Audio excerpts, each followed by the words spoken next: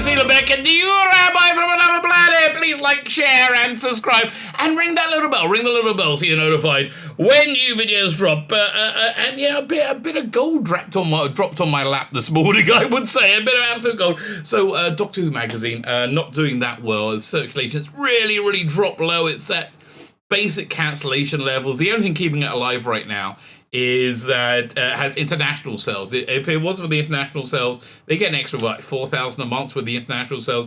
It would be toast. It's about 16,000 a month. 12,000 is cancellation numbers. That's why Doctor Who Adventures was cancelled. So they get about 12,000 a month domestically and an extra 4,000. So they must have figured to themselves, you know, I understand we've done everything we can to bring back all the people that we've alienated, and they have alienated a lot of people. They actually had a decent issue every now and again. The special I looked at about a month or so ago was particularly good, but mostly it's bland, boring fare. So they mostly just realised, yeah, it's just not going to happen. They're not coming back, but they're still going to. So they had a bit of experiment. They had a bit of a Jodie Whittaker issue. So Jodie Whittaker, the stunning and brave first woman to play Doctor Who, her face doesn't do good on products for sales, right? It doesn't really help. It's kind of like garlic to a vampire, kryptonite to Superman. People, generally speaking, kind of shy away when her face is on something, especially when her face is on something with Mandrake Gill and it looks like they really want to have a snog, which that's how I would describe the cover. So they had this interview, not particularly in-depth interview, but it's an interview of stupid questions. I tried to read it on my live stream last night. I got 60% of the way through, and I couldn't do it. They're so freaking stupid. I mean, like, it's so unbelievably dumb. So I promised the stream. I'm promising you. If the good Lord wills it, I will make a video and post it on Sunday doing that entire interview. We'll go over that entire interview together. But Radio Times, those little scabs at Radio Times, they picked up on it and they wrote an article about it. And, you know, they're framing it as how Jodie's bearing up underneath this victimhood of destroying Doctor Who. Obviously, she didn't single-handedly destroy Doctor Who. It was her and Chris Chibnall. I'm going to make a little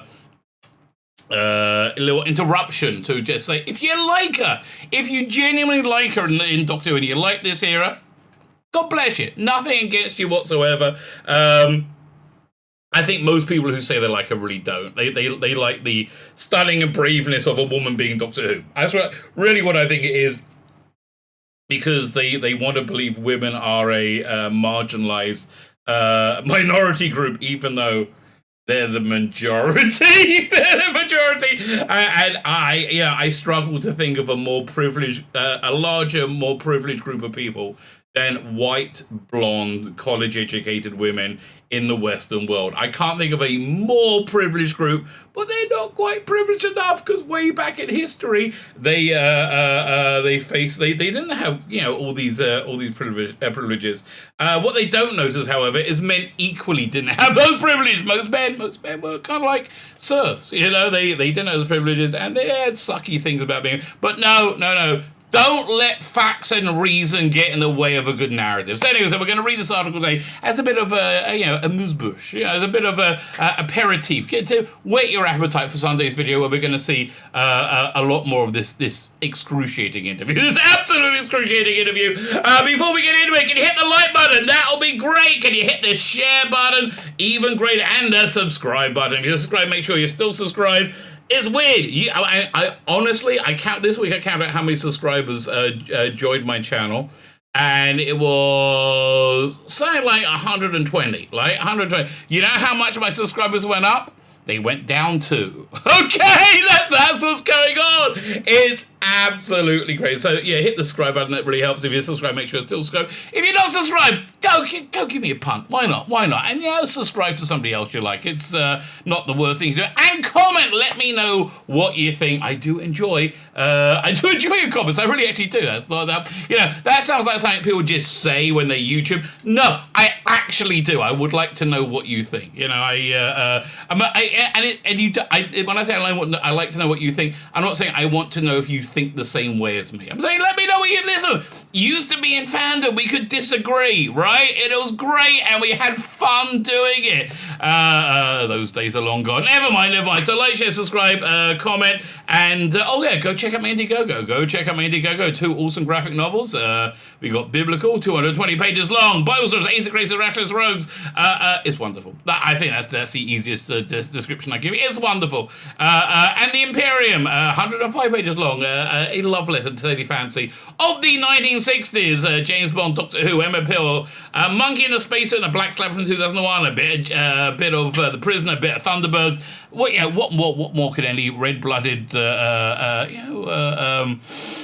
I'm trying to think of the word, person. Red-blooded person want. Well, you might want this. It comes with pin-ups. It comes with posters. It comes with all kinds of extras. So go check it out. The link is in the video notes. And that will be Fandabby Double Dozy. Fine. Oh, there you go. That's one of the posters. Fine, so let's look at this article.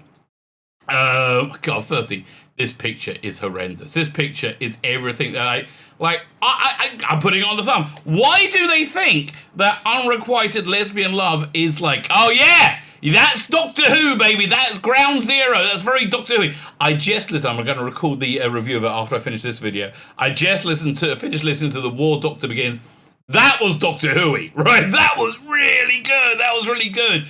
This isn't. I mean, I understand, look, Jodie's like, I'm so stunning and brave. Look at me, I broke the glass ceiling. And Amanda's like, oh, can I put my tongue down your throat? Can I? I mean, I'm not making this up. I didn't pose this picture. I didn't make them do this. They're looking at each other like they want to jump into bed. It's weird, okay? It's weird. Doctor Who star Jodie Whittaker opens up, lets us know about her life of pain and suffering, opens up on the ease of keeping serious secrets. Yeah, she can't remember them. It's the revolution of the Dalek. Is that a bit of a spoiler? The spoiler is you don't know the name of your frickin' episode. Anyway. Amid exit rumours, I hate spoilers. But most of the viewing public hate you as Doctor Who. So there you go. I think maybe if you would spoil us and say we're going and you're never going to see us again, I think people will quite like that. I think people will quite like that spoiler. Whittaker goes up, man, again. I've answered questions in a new Q&A during Series 13 filming.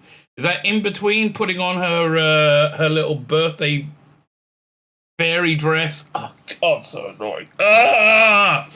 Current Doctor Who star Jodie Whittaker has given her first interview since the rumours began she was leaving the series behind. Okay, it is June. That broke 6 months ago. I mean, it's a little bit like, I don't understand. Most of filming TV is sitting around not doing much, right? I mean, you have to wait for them to set up the special effect, whatever. Most of it's sitting around not doing. Why aren't they doing more pre-published? I just don't understand it.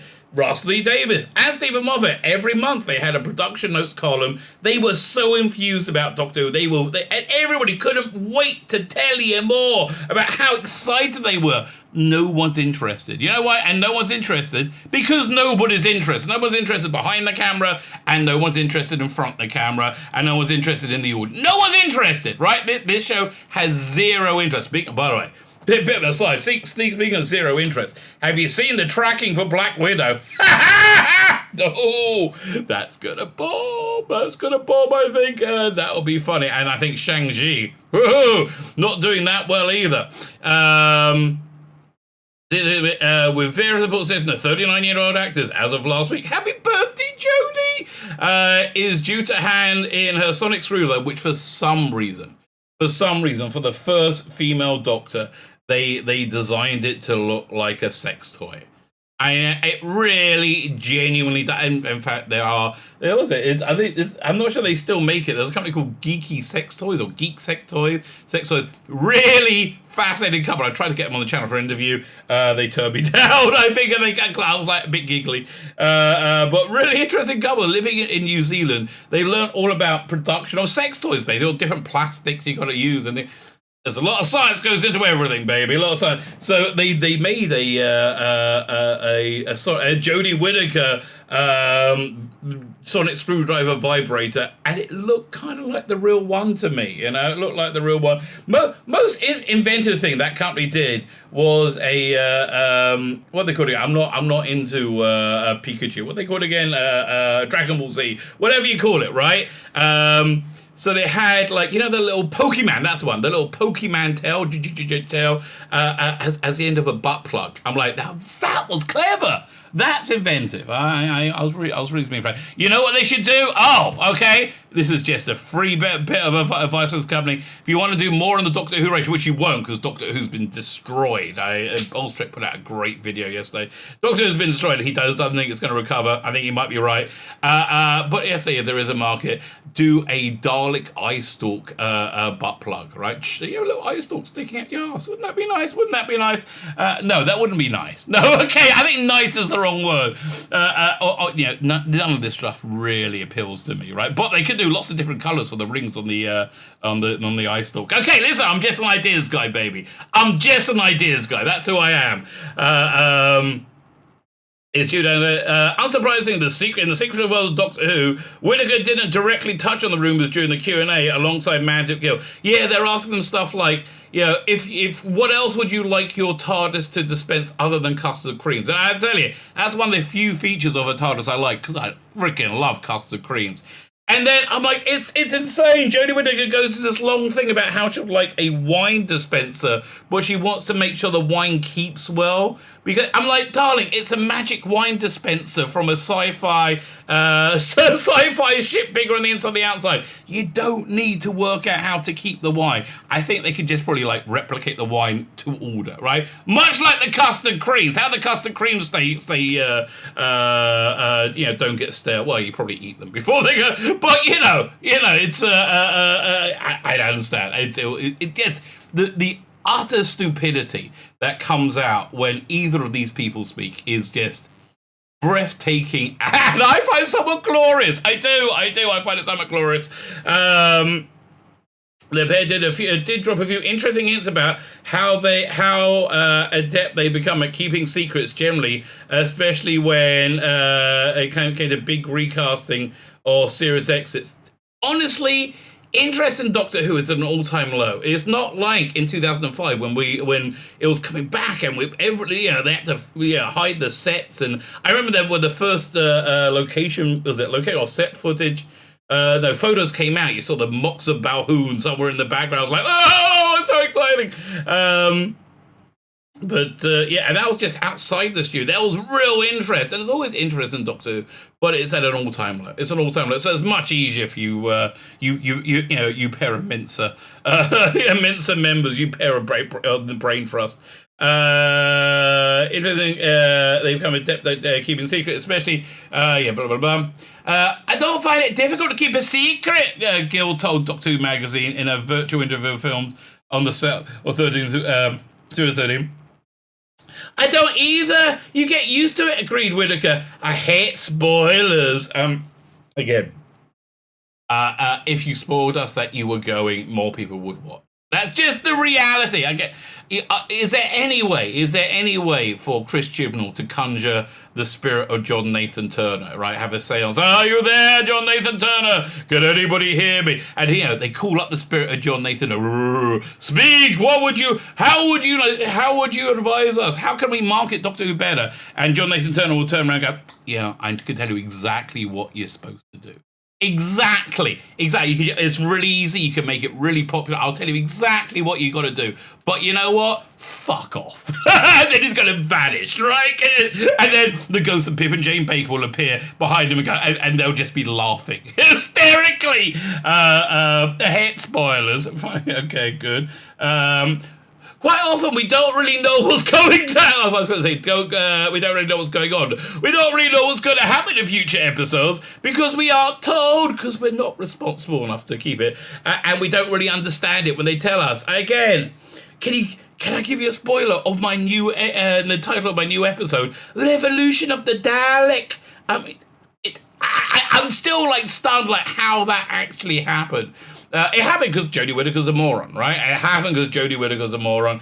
Don't take my word for it. Come back on Sunday and read her interview. I just got the attention of the crazed Twitterati again. Somehow, I don't know how. Right? They were in seclusion for a while because they had this group that just spend their days monitoring the communications of the deplorables, people like me, for anything they could take wildly out of context and lambast and group together in a little clique and laugh at. Right, that stopped when their leader turned out to be a sex pest who was like bad, and it was really badly hitting on one of his acolytes. Right. So they had, by their own rules, they had to break, so they were silent. But they found me again recently.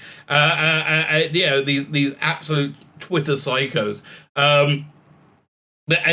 Normally I do quite enjoy interacting because there's just so many of them. There's so many of them, and they're all so stupid. But that's really the thing that I think appeals most about Jodie Whittaker to the psychos. She's stupid and they're stupid, and they kind of like stupid like stupid. When Torsten Cole or Brad Walsh left, the one thing that I kept asking was, "Are you staying on?" Gil added, "I don't," because people want you to go. Because people want you to go because you're awful. Oh, I missed that bit of gold. Because we aren't told. It's a really good system. They know we don't understand and can't read about it, so we don't tell anyone. Then it's easy to keep a secret. Sometimes when I find out what's going on, I'm like, I'm glad you didn't tell me that. Like, what about the time when you destroyed the entirety of the human race? Remember when Captain Jack came back through time with the important message of, don't do that one thing that will destroy the human race. And then a few episodes later, I'm going to do that thing. And they go, I'll sort it out. And you never did. You never did. So it's, okay. So when Torsten Gore, Bradley Walsh left, the one thing I kept asking was, are you staying on? Because again, everybody wanted you to go. This is Gil saying it, not really. Like Bradley Walsh, he's got a good career. Torsten Cole looks like he was hired for a series on HBO, but is that still happening? Maybe, I don't know. They just told us that masks are going back on. We had masks off for like a week.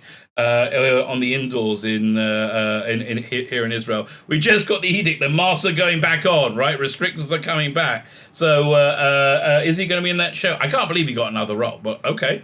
But they're good to get out. They're good to get out whenever they could. So Matt, they're asking like, man, why are you still here? Like, what the hell? You could run like the wind. No, I want to be scissoring in the TARDIS with Jodie. That's so Doctor Who. It's always been part of Doctor Who. Bit of lesbian unrequited love and scissoring in the TARDIS. Okay, fine. And that's why this Doctor Who is shit. And I don't know what to say. I kept saying, who knows? Well, you know. You knew. Clearly, as a pair, they become pretty adept at sidestepping such awkward questions. No, wait a minute, you're not, firstly, you're not adept at freaking anything, mate. You're not adept at freaking anything, other than sucking, right? And we all know when you stepping questions. Are you leaving Mandeep? Ooh, what does leaving mean? Oh, I don't know. Yeah, right, God. I gotta film my mental health episode. Okay, come and shove a finger up my ear. Jesus. Like, what? How are these? I want to be a fly on the wall in Cardiff and find out how these conversations, hear the conversation, how these things actually go down. So such awkward questions. And apparently there's a lesson that Whittaker learned early on, forced to keep her initial casting as the 13th Doctor under wraps, even from those closer. The hardest seat to keep was from my own, she said. That was a really long time in life. It was nearly 3 weeks. Oh, it was very hard. The gap between auditioning to play the Doctor and being given it and it being announced. Oh, it took so long. Oh, I hurt my little feet. God, you just... Yeah, okay. I understand. You wanted to tell people. And here we have the season 13 lovers. Hey, look at me, smug as anything. Oh, I want to put my tongue down her mouth, says Mandip. Okay. I don't want it to leak. I didn't have any desire for it to come out before the reveal because I knew my life was going to change and I was in no rush for that to happen until I was prepared for it. Darling, no one was prepared for you, okay? No one was prepared for how bad your Doctor Who was going to be. No one had any inkling, any clue. And look, I thought you were going to be okay, right? And then you weren't just bad. You exceeded, like, by a long way. It wasn't close. You exceeded by a long way every expectation of sucking that I possibly had for you. You just exceeded everything. It was unbelievable how bad it still is. Unbelievable.